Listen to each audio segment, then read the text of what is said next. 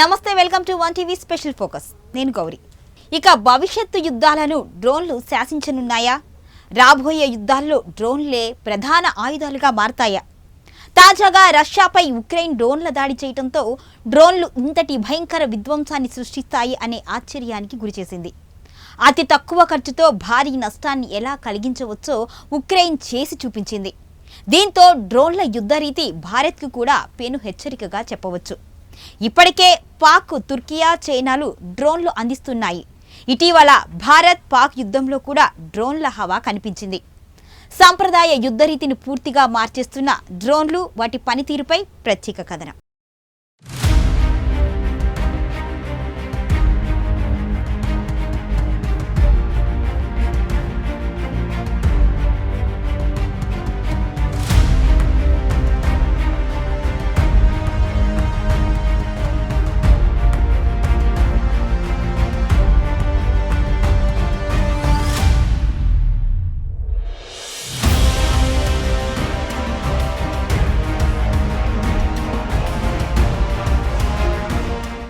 యుద్ధభూమిలో రూపాయి ఖర్చు పెట్టి శత్రువుకు వేల రూపాయల నష్టం కలగచేయటం సాధ్యమవుతుందా? డ్రోన్ల యుగంలో అది సాధ్యమేనని రష్యా గత ఏడాది నిరూపించింది. ఇరానియన్ డిజైన్ల ఆధారంగా సిద్ధం చేసుకున్న గోల్ ఆత్మాహుతి డ్రోన్లతో ఉక్రెయిన్కు అమెరికా అందజేసిన అబ్రామ్స్ యుద్ధ ట్యాంకులను రష్యా తునాతునకలు చేసింది. ఒక్కొక్కటి 85.55 కోట్లు ఖరీదైన ఈ ట్యాంకులను ఓడించిన గోల్ తయారీకి సుమారు 43,000కు మించి ఖర్చు కాలేదని తెలుస్తోంది. దీనికి ప్రతీకారంగా తాజాగా అంతే విలువైన 117 డ్రోన్లతో రష్యాకు చెందిన బాంబర్లు, ఎయిర్ క్రాఫ్ట్ను నాశనం చేసి రష్యాకు తమ సత్తా చాటింది ఉక్రెయిన్. రష్యాకు $700 కోట్ల నష్టం మిగిల్చినట్లు ఉక్రెయిన్ తాజాగా ప్రకటించింది. 4,000 కిలోమీటర్ల మేర రష్యా భూభాగంలోకి చొచ్చుకెళ్లి మరీ ఉక్రెయిన్ చేపట్టిన ఆపరేషన్ స్పైడర్ వెబ్ సాంప్రదాయ యుద్ధ వ్యూహాలకు కాలం చెల్లిందని, ఇకపై జరగబోయే యుద్ధరంగంలో డ్రోన్లే ప్రధాన ఆయుధాలని చాటి చెప్పింది. సొంత బలం అంతగా లేని చిన్న దేశం సాంకేతికత, అసమాన యుద్ధ తంత్రాల సాయంతో అమేయ సైనిక శక్తి కలిగిన ఒక పెద్ద రాజ్యాన్ని చావుదెబ్బ తీయగలిగిందని దీంతో నిరూపితమైంది. మరోవైపు ఇటీవలే పాకిస్తాన్ డ్రోన్ దాడులను సమర్థవంతంగా తిప్పికొట్టిన భారత్ మరింత అప్రమత్తంగా ఉండాల్సిన అవసరాన్ని ఉక్రెయిన్ ఆపరేషన్ గుర్తు చేస్తోందని ఈ సందర్భంలో రక్షణ నిపుణులు చెబుతున్నారు.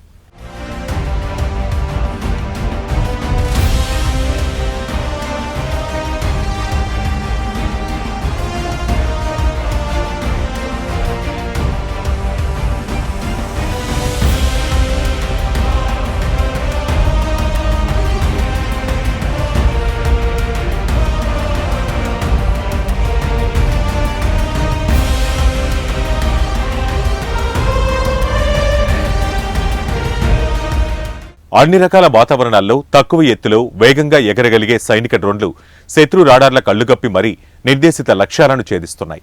ఈ లోహ విహంగాలతోనే ఆర్మేనియాతో యుద్ధంలో ఆ దేశానికి చెందిన $100 బిలియన్ విలువైన సైనిక సంపత్తిని అజర్బైజాన్ మసి చేసినట్లు వార్తలు వెలువడ్డాయి.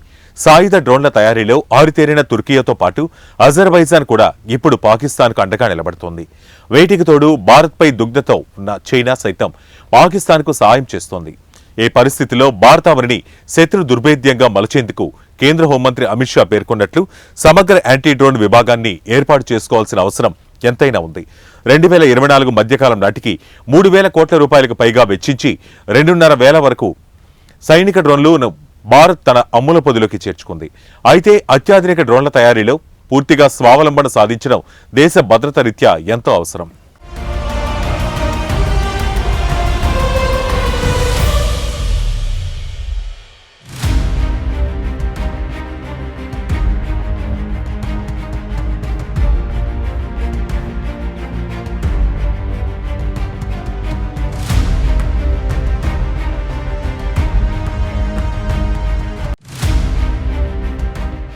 మరోవైపు భారత నిఘా అవసరాల కోసం ప్రస్తుతం ఇజ్రాయలీ తయారీ హెరన్ సెర్చర్ డిఆర్డీఓ రూపొందించిన రుస్తుం, తపస్ BH-201 HAVలను వినియోగిస్తోంది.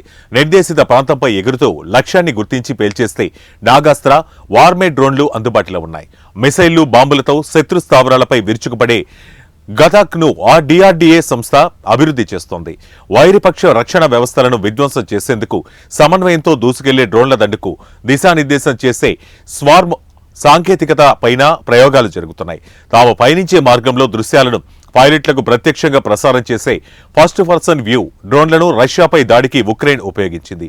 అలాంటివి 5 గత మార్చిలో మన సైన్యానికి అందాయని, రాబో రోజుల్లో 100 వరకు అలాంటివి సమకూరబోతున్నాయని రక్షణ శాఖ వర్గాలు చెబుతున్నాయి.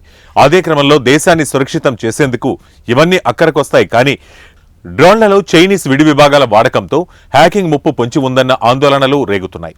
ఈ ప్రమాదాన్ని నివారించాలంటే దేశీయ తయారీ రంగాన్ని పటిష్టపరుచుకోవాలి. దీనికోసం R&E ఇతోధికంగా నిధులు వెచ్చించాలి. యువ సృజన శక్తులను ప్రోత్సహిస్తూ కృత్రిమ మీద ఆధారిత రక్షణ వ్యవస్థలను అందిపుచ్చుకోవాలని నిపుణులంటున్నారు. భవిష్యత్తులో జరిగే అన్ని యుద్ధాల్లోనూ మిసైళ్లను మించి డ్రోన్లే కీలక పాత్ర పోషిస్తాయని, ముఖ్యంగా శత్రువుల ర్యాడర్లకు చిక్కకుండా వెళ్లి తమ పని చక్కబెట్టే సామర్థ్యం వీటికి ఉంది అని చెబుతున్నారు. తాజాగా ఉక్రెయిన్ కూడా కంటైనర్లపై వీటిని పెట్టి రష్యాలోకి పంపించింది. ఒకసారి అవి లక్ష్యాలను సమీపంగా వచ్చిన తరువాత ఏకకాలంలో దాడులు చేసి ఒకసారి అవి లక్ష్యాలకు సమీపంగా వచ్చిన తరువాత ఏకకాలంలో దాడులు చేసి ఎయిర్ బేసిన్లను, యుద్ధ విమానాలను ధ్వంసం చేసింది.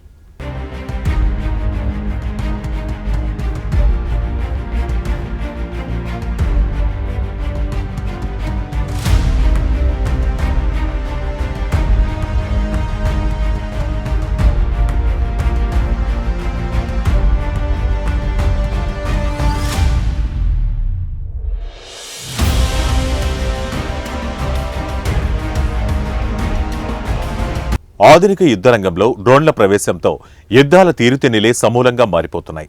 యుద్ధ విమానాలు మొదలుకొని చిన్నపాటి ఆయుధాల దాకా అన్నింటిలోనూ డ్రోన్లు అతి సమర్థమైన ప్రత్యామ్నాయాలుగా మారుతున్నాయి. ఈ కొత్త తరం డ్రోన్ వార్ఫేర్కు ఉక్రెయిన్ చేపట్టిన ఆపరేషన్ స్పైడర్స్ వెబ్ పరాకాష్ఠగా నిలిచింది. ఇది ప్రపంచ దేశాలకు ఒక సవాల్గా మారింది. ముఖ్యంగా మన పక్కలో బల్లెంలా మారిన పాకిస్తాన్తో మనకి పెనుముప్పు ఉందనే విషయం తెలిసిందే. ఇది భారత్కు కూడా పెను హెచ్చరిక సంకేతమే అని చెప్పవచ్చు. నిఘా నేత్రాలకు చిక్కకుండా డ్రోన్లను కీలక సైనిక స్థావరాల, పౌర వ్యవస్థల సమీపానికి చేర్చగలిగితే చాలు వాటిపై పెనుదాడులకు పాల్పడవచ్చు. ఊహించలేనంత నష్టం కలగజేయవచ్చు. పాక్ ప్రేరేపిత ఉగ్రముఠాల స్లీపర్ సెల్స్ దేశమంతటా చొచ్చుకుపోయి మాటేసి ఉన్నాయన్న నిఘా హెచ్చరికల నేపథ్యంలో మనకిది ఆందోళనకర పరిస్థితేనని రక్షణ రంగ నిపుణులు చెబుతున్నారు. అలాంటి దాడులను కాచుకోవడం నిజంగా కత్తి మీద సామేనని అభిప్రాయపడుతున్నారు.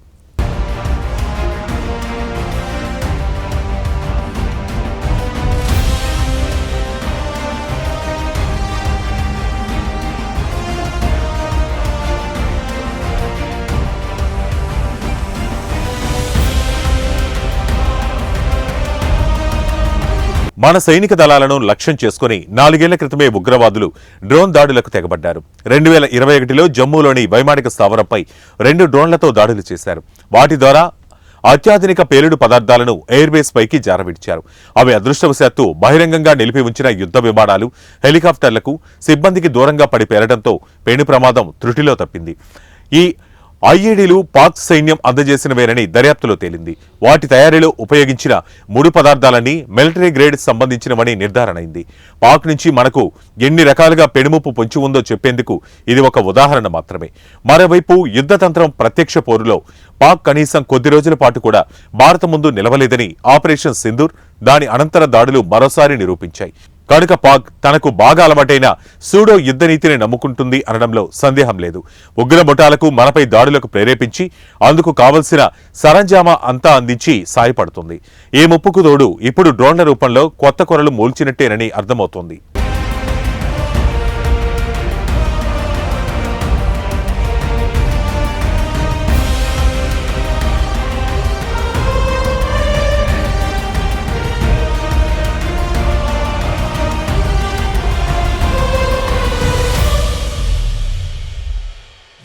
ఈ క్రమంలో భారత్ అత్యంత అప్రమత్తతతో మెలగక తప్పదు.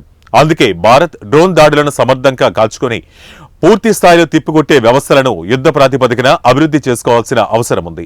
భారత్ తన కీలక సైనిక స్థావరాలు, మౌలిక వ్యవస్థల రక్షణను మరింత కట్టుదిట్టం చేసేందుకు సమగ్ర విధానాన్ని రూపొందించుకోవాల్సి ఉంటుందని రక్షణ రంగ నిపుణులు హెచ్చరిస్తున్నారు. ఆపరేషన్ సింధూర్, తదనంతరం ఘర్షణల్లో డ్రోన్లు కీలక పాత్ర పోషించాయి. ఆపరేషన్ తొలి రోజు మే 7వ తేదీన పాక్ ఆక్రమిత కాశ్మీర్లోని ఉగ్ర శిబిరాలు, స్థావరాలను మన సైన్యం నేలమట్టం చేయడం తెలిసిందే. అందుకు ప్రతిచర్యగా ప్రధానంగా నమ్ముకున్నది డ్రోన్ దాడులని. మన సరిహద్దులపైకి వందలాది డ్రోన్లు ఉపయోగించింది. వాటిలో చాలా వరకు మన భూభాగంలోకి ప్రవేశించాయి. ఫలితంగా పాక్తో జరిగిన 4 రోజుల ఘర్షణల్లో భారత్ కూడా డ్రోన్లను విస్తృతంగా ప్రయోగించింది. పాక్ వైమానిక స్థావరాలపై దాడులకు ముందు యుద్ధ విమానాల ముసుగులో డ్రోన్లను పంపి దాయాది కీలక రాడార్ వ్యవస్థలు ఎక్కడెక్కడున్నది పక్కాగా పసిగట్టింది. ఆ వెంటనే గుక్క తిప్పుకోనివ్వని క్షిపణి దాడులతో వాటిని ధ్వంసం చేస్తుంది. రాబో రోజుల్లో ఈ డ్రోన్ల యుద్ధం ఎలా ఉంటుందో మరి.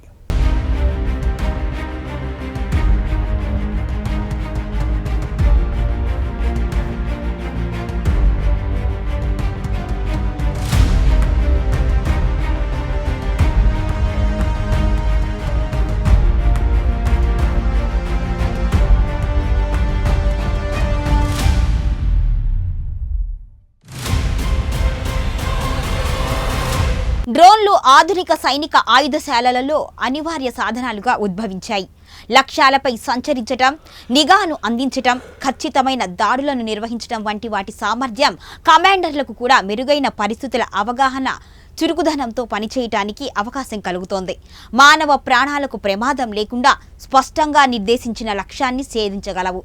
సాయుధ డ్రోన్లు సర్జికల్ స్ట్రైక్ ఆపరేషన్లో ఎంతగానో తోడ్పడుతున్నాయి. ఇలాంటి ఆపరేషన్లో ఖచ్చితత్వం చాలా అవసరం. మానవ సహిత విమానాలతో పోలిస్తే డ్రోన్ల సామర్థ్యం ప్రభావవంతంగా ఉంటుంది. అందుకే ఆధునిక యుద్ధరీతిని అంతలా మార్చివేస్తుంది.